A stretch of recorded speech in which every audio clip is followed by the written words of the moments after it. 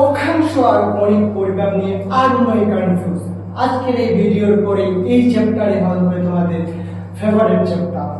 তো হ্যালো বন্ধুরা, আমি আর কি আজ পৃথিবীর আমরা কোন অবস্থান করছি তা জানার জন্য ভূগোলবিদরা কিছু কাল্পনিক রেখার উপরে, তো সেই রেখাগুলি কি এবং কিভাবে আমরা আমাদের অবস্থান নির্ণয় করব তা আজকের এই ভিডিওতেই জানবো।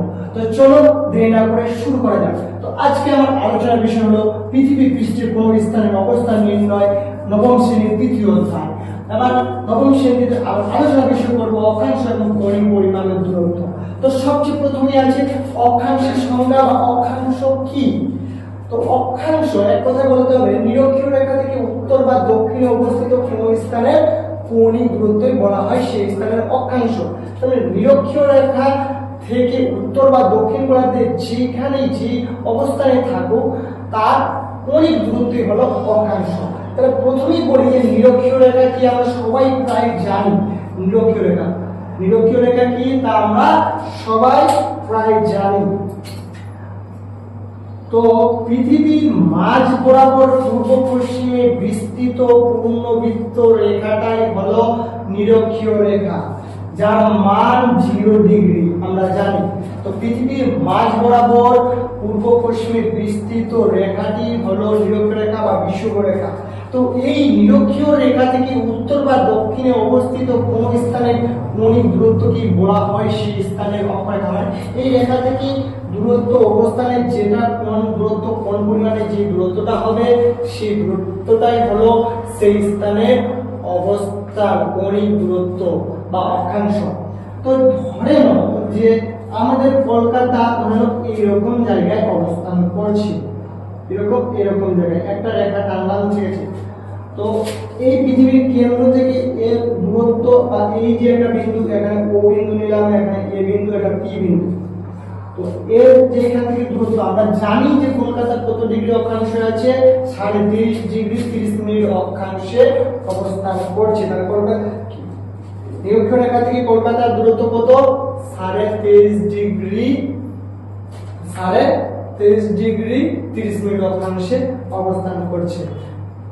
এর উদাহরণ তাহলে আমরা উত্তর এটা উত্তর দিক, এটা পূর্ব পশ্চিম, পূর্ব দক্ষিণ পশ্চিম। তাহলে উত্তরের অক্ষাংশ আমরা লিখতে পারবো কত? 23.5 ডিগ্রি উত্তর, ঠিক আছে এইভাবে। তো তারপরে আসে যে অক্ষাংশের কৌণিক দূরত্ব বা পরিমাপ কিভাবে আমরা বের করতে পারবো, এর কৌণিক দূরত্ব বা পরিমাপ বা নিচে থেকে বার করবো কিভাবে। তার জন্য আমাদের 4টা কাজ করতে হবে। কয়টা কাজ? 4টা কাজ। তাহলে পৃথিবীর কেন্দ্রে একটা বিন্দু নিতে হবে। ধরো পৃথিবীর কেন্দ্রে একটা বিন্দু কল্পনা করতে হবে এবং নিরক্ষীয় তল বা নিরক্ষীয় রেখার উপরে একটি বিন্দু নাও এবং নিরক্ষীয় রেখার উপরে যে কোনো একটা বিন্দু নিলাম।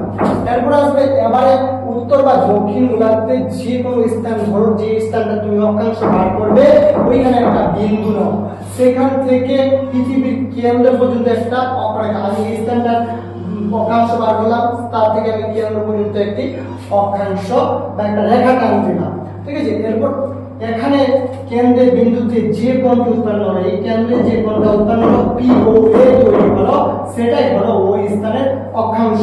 এটাই হলো ওই স্থানের অক্ষাংশ, যেটা আমরা কলকাতার ক্ষেত্রে বার করলাম 23.5 ডিগ্রি 30 মিনিট উত্তর। হ্যাঁ, তো এটা হলো কলকাতার অক্ষাংশ। কারণ উদাহরণস্বরূপ যে কলকাতা হচ্ছে নিরক্ষীয় রেখা থেকে 23.5 ডিগ্রি 30 মিনিট উত্তরে অবস্থিত, তার মানে কলকাতার অক্ষাংশ 23.5 ডিগ্রি 30 মিনিট উত্তর অক্ষাংশ, ঠিক আছে। তো এই যে অক্ষাংশ মাপার ক্ষেত্রে কিছু অক্ষরেখা আমাদের ভালোভাবে মনে রাখতে হবে। তার মধ্যে আছে নিরক্ষীয় রেখা যেটা পৃথিবীর মাঝ বরাবর পূর্ব পশ্চিমে বিস্তৃত, জানি আমরা, যেটাকে আমরা মহাবৃত্তও বলি। কি বলি? মহাবৃত্ত বলি। দ্বিতীয়ত আছে কর্কট ক্রান্তীয় রেখা, যেটা উত্তরে অবস্থান, যার মান হচ্ছে 23.5 ডিগ্রি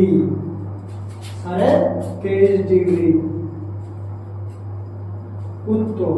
তারপরেই আছে মকর ক্রান্তি রেখা, এটাকে মনে রাখতে হবে, যার মান আমরা ওর মান 23.5 ডিগ্রি কিন্তু এটা দক্ষিণ, ৩৭ ডিগ্রি দক্ষিণ।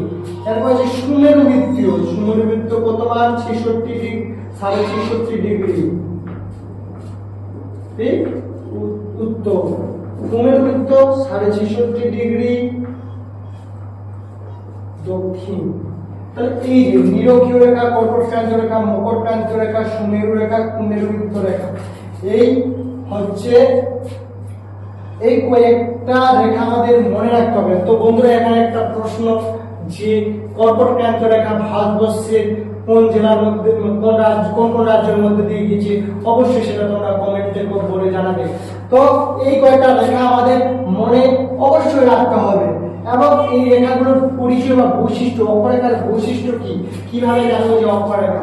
তো অক্ষরেখাগুলো সর্বপ্রথম এরা সমান্তরাল হয়, এরা একে অপরের সমান্তরাল এবং এদের হচ্ছে পূর্ণবৃত্ত, এরা হচ্ছে পূর্ণবৃত্ত, এরা সবসময় একে অপরের সমান্তরাল এবং পূর্ণবৃত্ত। আর অক্ষরেখাগুলো যত নিরক্ষীয় রেখা থেকে হচ্ছে মেরুর দিকে যাবে তত এদের পরিধি কম হবে। হ্যাঁ, তো বন্ধুরা আজকে এ পর্যন্তই, এরপরে আবার আলোচনা হবে এই বিষয়ে। তো আমার ভিডিও কেমন লাগে অবশ্যই লাইক করো, শেয়ার করবে এবং অবশ্যই কমেন্টে জানাবে। Thank you.